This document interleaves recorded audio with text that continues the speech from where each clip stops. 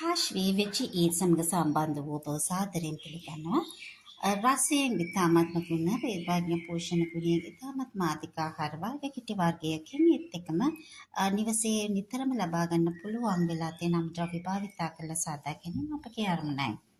අද මේ සඳහා මම භාවිතා කරනවා නිවිති භාවිතා කරලා හදන්න පුළුවන් සලාදයක්. නිවිති කියන්නේ පෝෂක ගුණ ඉතාමත්ම අධික යකඩ ඉතාමත්ම හොඳින් ශරීරයට ලබා ගන්න පුළුවන් ඉතාමත්ම පහසුවෙන් ලබා ගන්න පුළුවන් පලා වර්ගයක්. මේක නටන වතුරේ විනාඩි 5ක් 6ක් අතර තම්බාගත්ත නිවිති ප්‍රමාණයක් මෙතන තියෙනවා.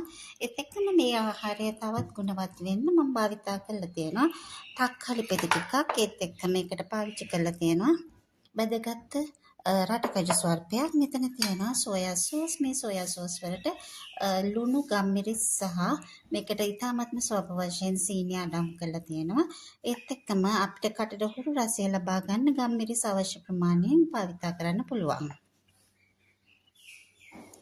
පළමුවෙන්ම මම මෙම සෝයා සෝස් සහිත ද්‍රව්‍ය ටික මෙම නිවිති වලට මික්ස් කරනවා. මෙම නිවිති වලට නම් දැන් මේක හොඳින් කලවම් කරලා අපිට පුළුවන් අවශ්‍ය රසය මෙම නිවිති වලට ලබලා දෙන්න.